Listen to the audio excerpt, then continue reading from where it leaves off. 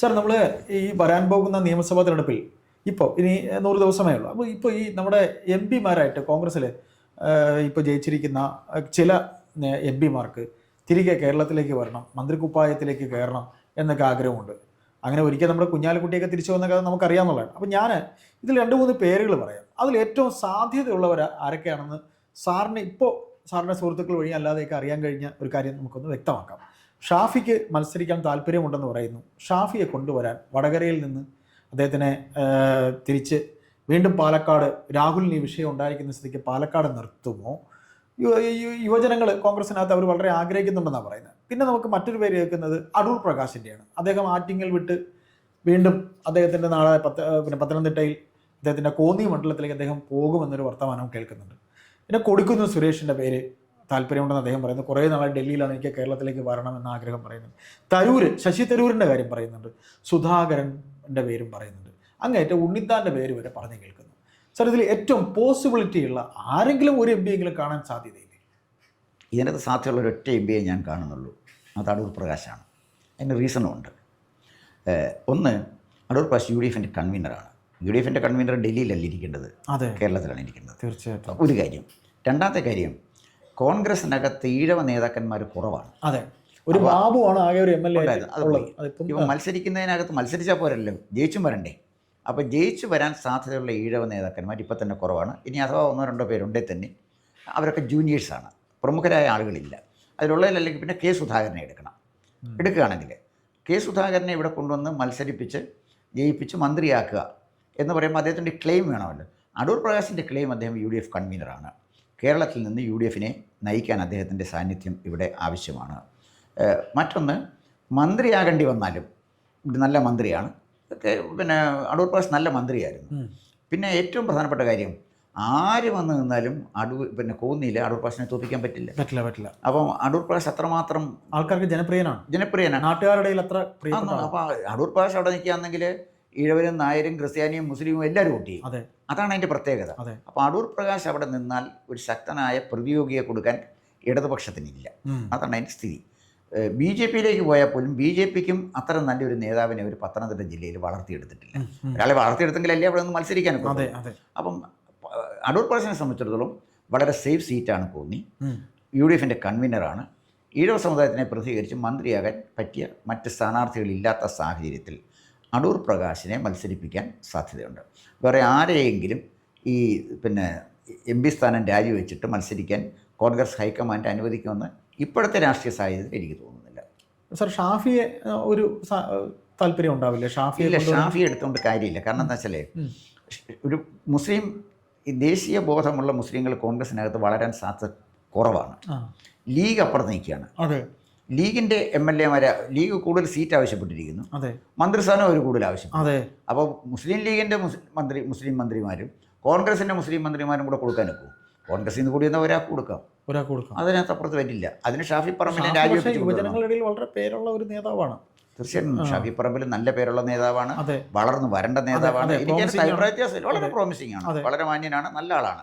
ഒരു നേതാവായി ഒരു മന്ത്രിയൊക്കെ ആക്കുകയാണെങ്കിൽ അതിനെ നയിച്ചുകൊണ്ട് പോകാൻ നല്ല കാലിബറുള്ള ആളാണ്. അതിനകത്തല്ല എൻ്റെ അഭിപ്രായ വ്യത്യാസം.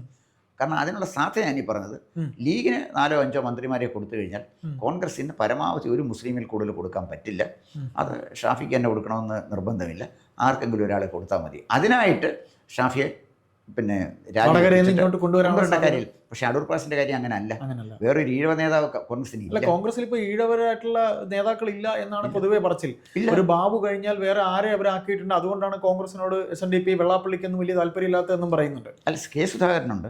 കെ സുധാകരൻ കണ്ണൂര്, അദ്ദേഹത്തിന് ഇപ്പോൾ സാറ് പറഞ്ഞ പോലെ കെ സുധാകരൻ ആരോഗ്യ പ്രശ്നങ്ങൾ വേറെ വളരെ പ്രശ്നമാണെന്ന് പറയുന്നു, ഓർമ്മക്കുറവുണ്ടെന്നൊക്കെ അദ്ദേഹത്തിന് അടുപ്പുള്ളവരൊക്കെ പറയുന്നുണ്ട്. പക്ഷെ അദ്ദേഹം മത്സരിക്കുമെന്നും പറഞ്ഞ് കേൾക്കുന്നുണ്ട്. എന്തായാലും ഈ ഒരു സാഹചര്യത്തിൽ, ഇപ്പോഴത്തെ സാഹചര്യത്തിൽ പറയാൻ കഴിയില്ല അല്ലേ?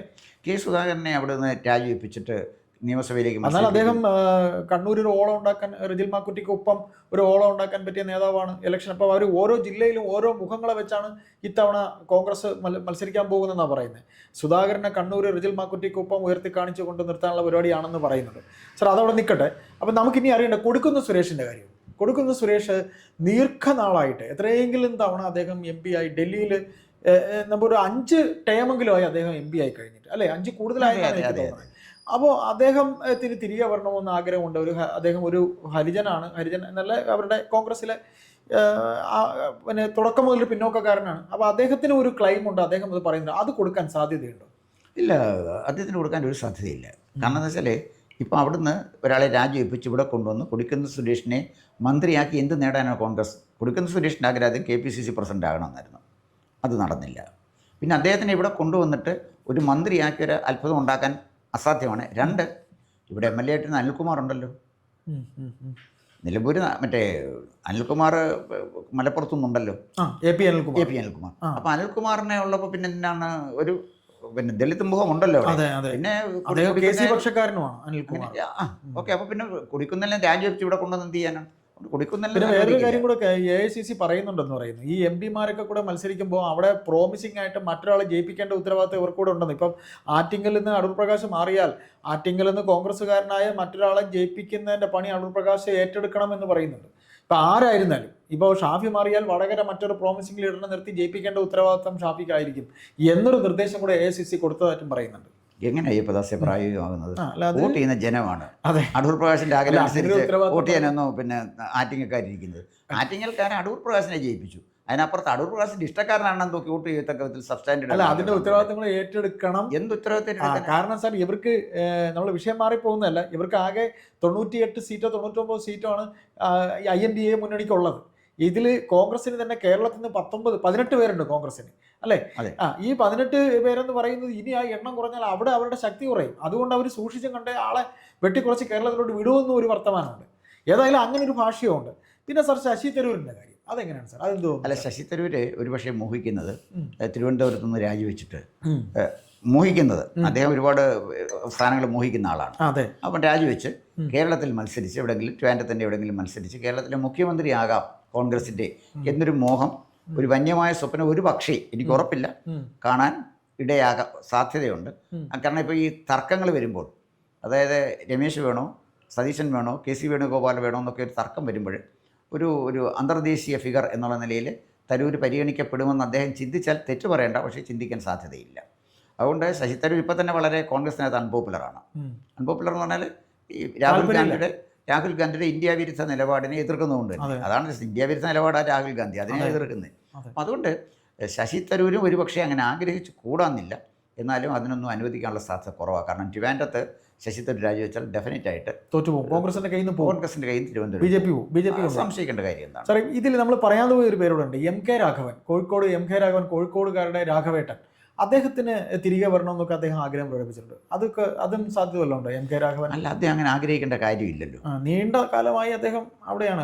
അദ്ദേഹം ആയതിനോട് കോൺഗ്രസ് ജയിക്കുന്നതെന്നും പറയുന്നുണ്ട്. അതായിരിക്കും ഞാൻ പറഞ്ഞത്. MK രാഘവൻ അവിടുന്ന് രാജിവെച്ചിട്ട് ഇവിടോട്ട് കൊണ്ടുവന്ന് MK രാഘവനെ കൊണ്ട് എന്ത് ചെയ്യാനാണ് ഇവിടെ? മന്ത്രിയാക്കാൻ അല്ലാതെ ആൾ കിടപ്പുണ്ടല്ലോ. MK രാഘവനെ കൊണ്ടൊന്ന് മന്ത്രിയാക്കത്തക്ക വിധത്തിലുള്ള പ്രാധാന്യം അദ്ദേഹത്തിന് കോഴിക്കോടും കഴിയുന്നു പോകും. അതുകൊണ്ട് MK രാഘവനൊന്നും ഈ ചിത്രത്തിലേക്ക് വരാൻ വിദൂരമായൊരു സാധ്യത പോലും ഞാൻ കാണുന്നില്ല.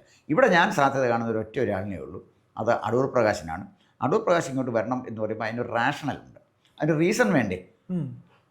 ഷാഫി പറമ്പിൽ രാജിവെച്ച് വരുന്നതിന് മന്ത്രിയാകാൻ രാജിവെച്ചിട്ടാണ്. ഇവിടെ മന്ത്രിയാകാൻ പറ്റിയ ആളില്ലേ? കൊടിക്കുന്നിൽ സുരേഷ് ഇവിടോട്ട് വരുന്നതിന് അനിൽകുമാർ ഇവിടെ ഉണ്ടല്ലോ. അതാണ് ചോദിച്ചത്. അതേസമയം അടൂർ പ്രകാശിന് ഇവിടെ നിൽക്കണമെന്ന് തോന്നിയാൽ ഞാൻ പറഞ്ഞ 2 കാരണങ്ങളുണ്ട്. അദ്ദേഹത്തിൻ്റെ കാരണങ്ങൾ ന്യായമാണ്. അങ്ങനെ വന്നാൽ ഒരു ഈസി വാക്ക് ഓവർ അദ്ദേഹത്തിന് കോന്നി കോൺസ്റ്റിറ്റ്യുവൻസിയിൽ കിട്ടാൻ സാധ്യതയുണ്ട്. കിട്ടാൻ സാധ്യതയില്ല, ജയിക്കും അവിടെ നിന്ന്. അതാണ് അതിൻ്റെ സാഹചര്യം. അങ്ങനെ വരുമ്പോൾ അടൂർ പ്രകാശിനെ ജയിപ്പിച്ചെടുത്ത് ഈഴവ കമ്മ്യൂണിറ്റിയുടെ നഷ്ടപ്പെട്ട വോട്ടുകൾ തിരിച്ചു പിടിക്കാൻ വേണ്ടി അദ്ദേഹത്തിന് ഒരു മന്ത്രിസ്ഥാനം കൊടുത്ത് UDF നിർത്താം എന്ന് അവർ വിചാരിച്ചാൽ അതൊരു പൊളിറ്റിക്കൽ കാൽക്കുലേഷൻ. പറഞ്ഞ പോലെ UDF കൺവീനറാണ് അദ്ദേഹം. UDF കൺവീനറാണ്. അപ്പോൾ കേരളത്തിൽ തന്നെ വർക്ക് ചെയ്യാൻ വേണം. കേരളത്തിൽ തന്നെ വർക്ക് ചെയ്യാം. അപ്പോൾ അതിനകത്ത് പറയുന്നതിനകത്തൊരു റീസൺ വേണ്ടേ?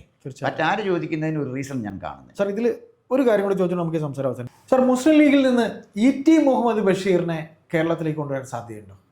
അല്ല, അതിന് ഒരു പക്ഷേ ഒരു സാധ്യതയുണ്ട്. കാരണം എന്താ വെച്ചാൽ ET മുഹമ്മദ് ബഷീർ നല്ല വിദ്യാഭ്യാസ മന്ത്രിയായിരുന്നു.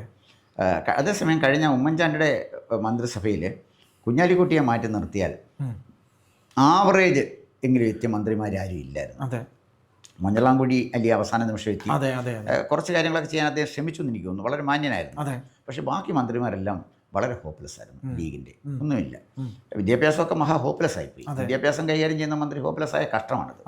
അപ്പം ET മുഹമ്മദ് ബഷീറിനെ തിരികെ കൊണ്ടുവന്ന് വിദ്യാഭ്യാസം ഏൽപ്പിച്ചാൽ ആരും അതിന് തടസ്സം പറയത്തില്ല. തീർച്ചയായിട്ടും. കാരണം അദ്ദേഹത്തിന് കൊടുക്കുകയാണെങ്കിൽ ഒരു വലിയ എതിർപ്പൊന്നും വരില്ല. അദ്ദേഹത്തിൻ്റെ നിലപാടുകളല്ല, അദ്ദേഹത്തിന് ആളുകൾക്ക് പൊതുവെ വലിയ കുഴപ്പമില്ലാത്ത കാര്യങ്ങൾ കൊണ്ടുപോകും. ഏതായാലും UDF പ്രത്യേകിച്ച് കോൺഗ്രസിൻ്റെ ഒരേ ഒരു MP മാത്രമേ ഉള്ളൂ രാജിവെച്ച് വരാൻ സാധ്യതയുള്ളത്.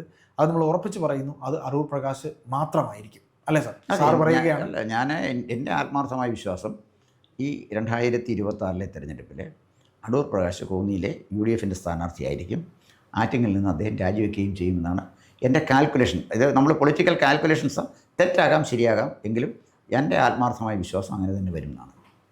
കൂടുതൽ വാർത്തകളും വിശേഷങ്ങളും നേരിട്ട് ലഭിക്കാൻ ജനങ്ങളിൽ നിന്ന് ജനങ്ങളിലേക്ക് ജനഭൂമി ന്യൂസ് സബ്സ്ക്രൈബ് ചെയ്യൂ. ബെൽ ബട്ടൺ അമർത്താനും മറക്കരുത്.